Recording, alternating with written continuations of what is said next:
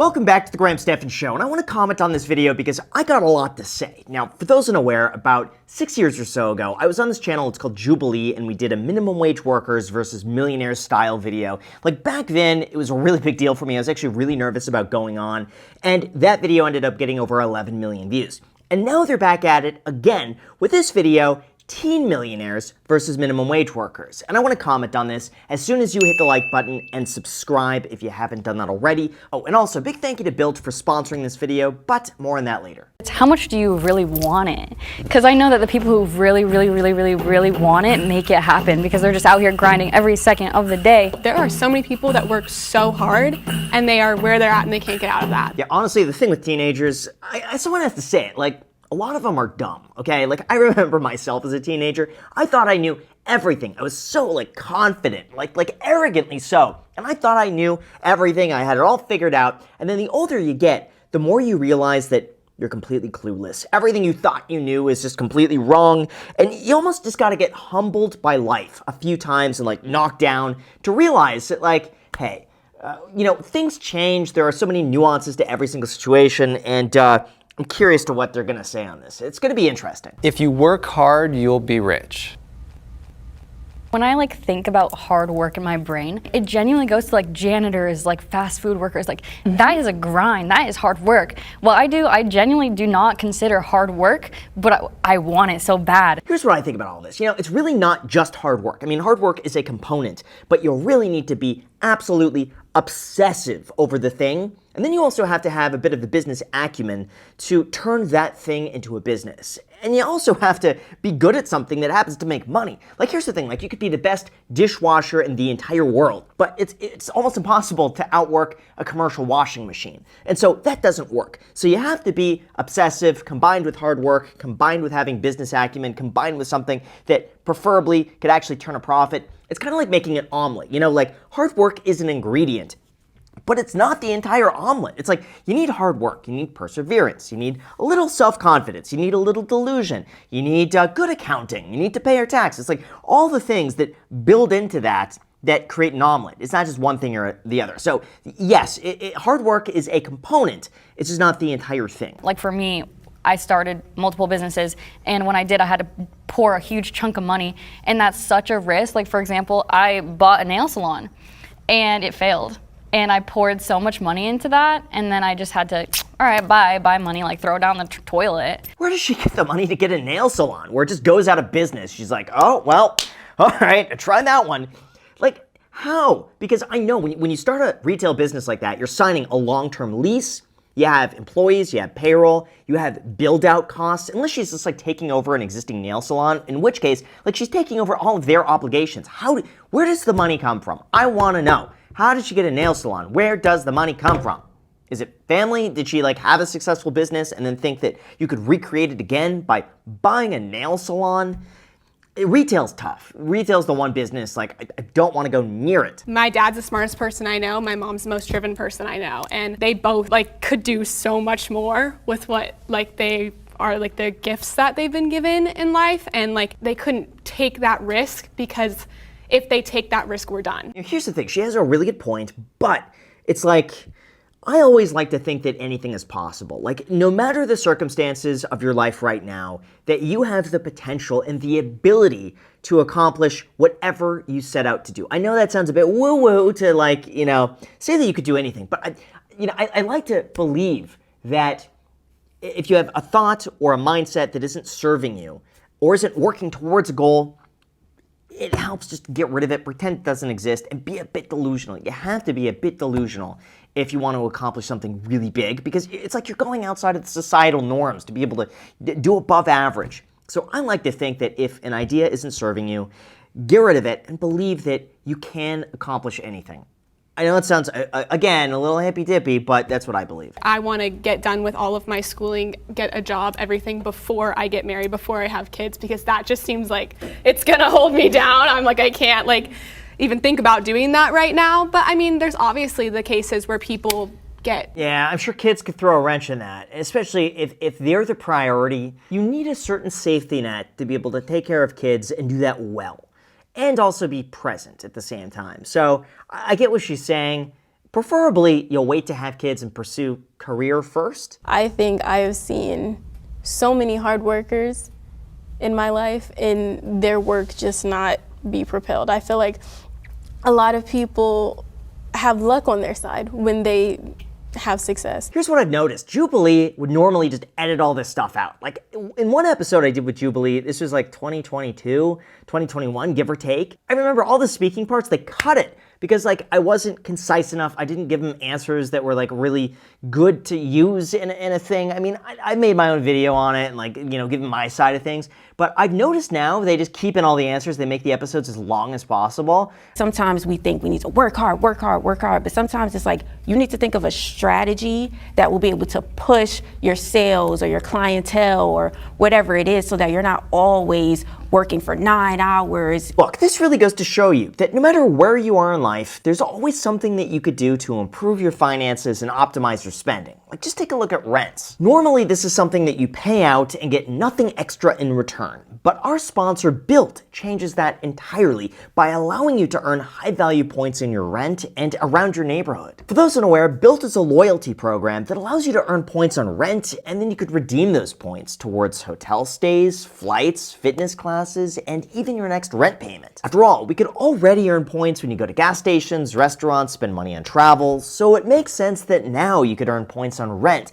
which is one of America's largest recurring expenses. Even better, but there's no cost to join Built, and those points could be redeemed throughout over 500 different airlines and more than 700,000 hotels and properties around the world. Or points could be used towards future rent payments and unique experiences that only Built members could access. In fact, they've been consistently ranked the highest value point currency by the Points Guy and Bankrate. So start earning points right now by using the link down below in the description for signing up or the QR code on the screen, and make sure to use my link so they know I sent you. The way I see it, you may as well be optimizing for the money you're going to spend anyway. Otherwise, you're just leaving opportunity on the table. So again, the link is down below in the description or the QR code on the screen. Thank you so much, enjoy, and now let's get back to the video. Why didn't your parents want you to have a job? Because my sisters, I'm about to expose them here, but they got jobs, and then, you know, like getting a job makes you feel like you have the sense of independence, and so they got super confident, and they were really distracted from school, hanging out more with friends, going out to eat a lot, and spending the money. So when it came to me, because I was the third daughter, they were like, yeah, Kelly, it's not happening. That's so interesting. That's gotta be nice. Imagine your parents just saying, hey, you can't work. You can't make your own money. We're gonna take care of you. I mean, how demotivating that is, gosh. My mom has always told me that I needed to get a job because I needed to understand the worth of a dollar, because I know a lot of people that their parents provide for them still when in college, and they don't understand the worth of a dollar. They will just go and spend their money and do whatever they want, whereas like I have to hold myself back. Yeah, understanding the value of a dollar is so important. I remember my baseline is still locked into me working. It was a brief stint, like right after high school, where I was making like $8 an hour. And I thought that I could be like, you know, an investment banker and start my way at the bottom. I did data entry. $8 an hour. You know, in California, by the way, in Los Angeles, where like $8 an hour is like $8.50, and then tax on top of that. Like, pay tax on that is wild. But I remember basically just thinking of everything in terms of how many hours it would cost me to buy something. Like a pair of shoes, I'd be working an entire day to buy a pair of shoes. Do I want to spend a day of my life for a pair of shoes? No, then I don't buy it. A coffee, buying a Starbucks coffee. Do I want to spend an hour of my life to drink a coffee that I could finish in 20 minutes? No, that's a bad use of time. And still to this day, I just think to myself, how many hours is it going to cost me to pay for this thing? Am I going to get the right amount of value for it? Is it worth it? No. And I still think to, you know, earning $8 an hour and just how significant money can be and how far you could stretch it if you really need to. Gen Z expects higher pay than they deserve. We live in an internet era where everyone deals with the art of comparison, and everyone kind of wants something so easily because of the fact that we see other people getting it so easy. You know what's interesting is that Gen Z wants the most money. Oh, they need the most money to feel financially secure. There's like a whole breakdown of like boomers and millennials and how much money they need to feel financially secure, and like Gen Z is like $500,000 a year, which was significantly higher than every other generation. Personally, I don't think anybody deserves any amount. I think you're paid based on your value in the workplace and, unfortunately, how quickly you could be replaced. I hate to say it, but almost any career is based on that, because if you leave, how fast can someone replace your job? If you're in a very niche industry and you are the best at what you do, you're irreplaceable, and you could charge however much the market demands from you because you have that skill that other people want, and if the price is too high, you're not going to get the business, and then someone else eventually is going to take your place. So the market tends to balance itself out, and usually it's just a supply and demand metric. Remember how software engineers were paid so much money in 2020? Because the market demanded that, and they had the choice to be able to pick and choose wherever they wanted to work because they were the ones in demand, and the companies had the money to fund for that. So, now that's changed a little bit, but usually it's just supply and demand. So I've employed people from the age of 16 up, and then people fresh out of high school. The younger people I always have to fire them, and not because I want to, because a lot of people my age have stolen thousands of dollars from the cash register. I don't know. That to me sounds like she's hiring the wrong people. I would say it's rare that someone is going to steal from you. I think it's very unusual. Maybe I've just been in a position where it's I've surrounded myself with great people, but I don't know. I'd like to believe that most people are good. The job market is terrible right now. It is extremely hard to get a job. Before I got my minimum wage job, I had applied to 100 jobs on Indeed, on LinkedIn, and I definitely have the credentials to do the work, but people aren't hiring. As much as people are saying, oh, we're hiring here, we're hiring here, they're not actually hiring. You gotta stand out though. You can't just apply from a job listing. It's the one thing that I've learned. The job listing, you get caught in the shuffle, and then it's basically a lottery ticket to determine if you get the job or not. Really helps to be face-to-face. If you see a job listing or something, walk in. Even walk into a place that you want to work and just say, hey, I'm here to work. I want to be able to work here. Do you have any openings coming up? Here's my resume. What can I do for you? I'll even just, offer some of my time to help out. This is where I want to work. If you have a clear path to what you want to do, how you're going to get there, show up and just ask for a job. I know it's kind of cheesy, but that's what's worked for me. I've gotten practically every job I've ever done just by picking a place that I wanted to work and then showing up and being like, hey, I want to work here. What can I do? If you don't have a position open, let me know. Here's my info. And then just keep following up. We're always trying to hire new people, and we're it's so hard to find people to hire, whereas you guys are it's really hard to get a job out here. So I think that's one thing that, for me, I'm just kind of going through it in my head, oh wow, this is really I'm awesome. I'm the same exact way as a business owner. I'm hiring, and I'll post it and I'll advertise for it on the Instagram, on Indeed, and nobody applies.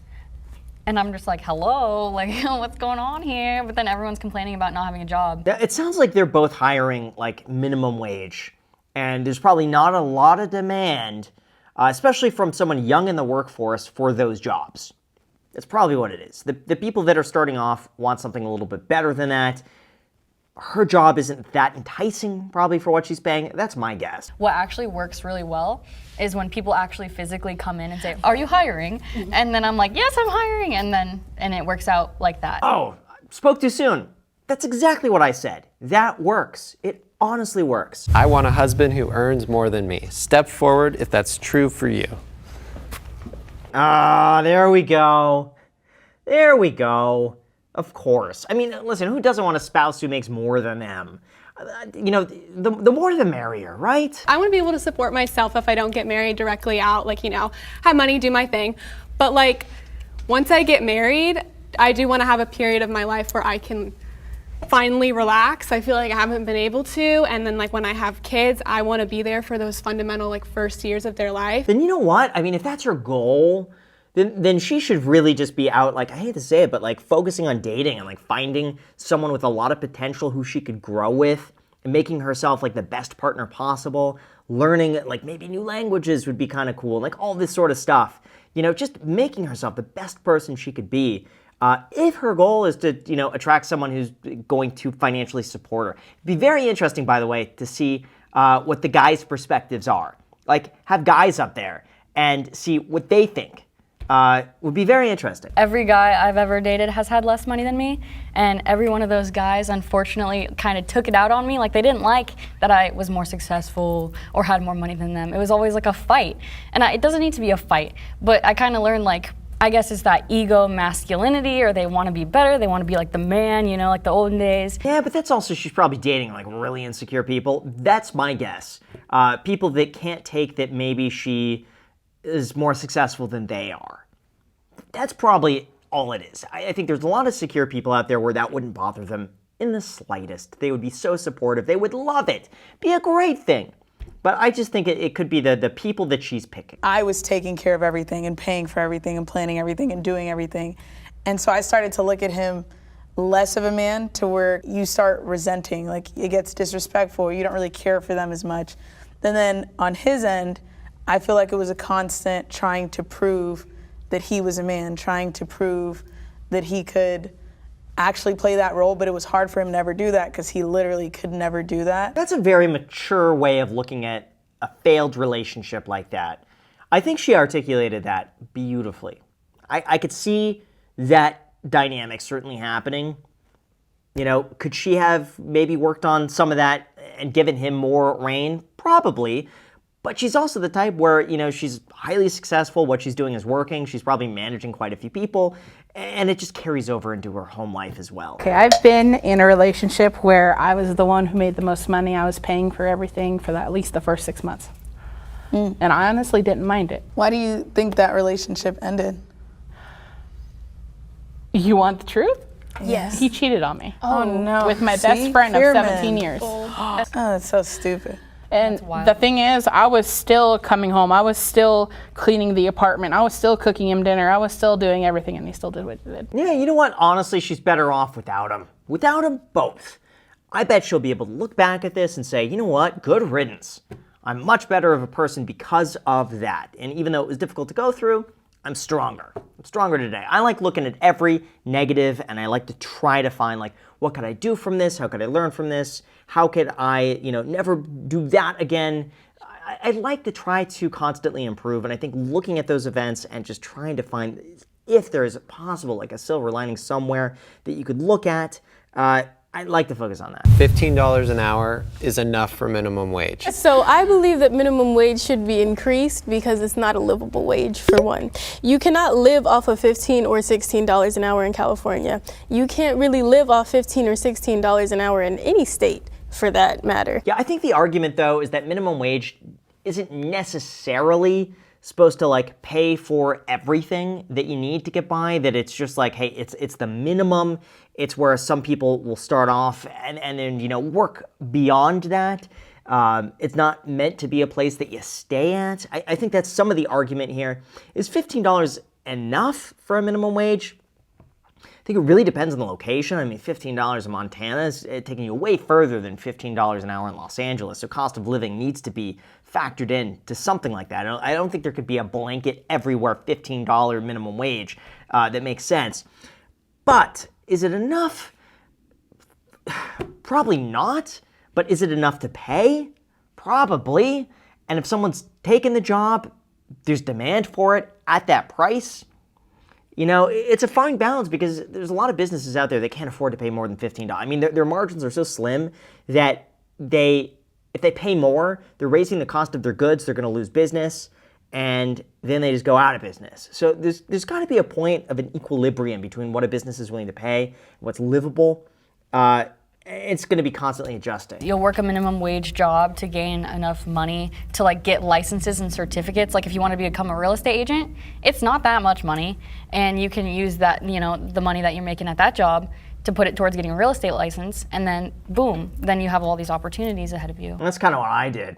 I used my real estate license. I basically just, I asked for a job. I went to all these real estate agents every single Sunday. I went to like 5 to 8 open houses. I identify open houses, like the most expensive open houses I could possibly find. I go to them. I talk to the agents. I'd say, hey, I'm getting my real estate license.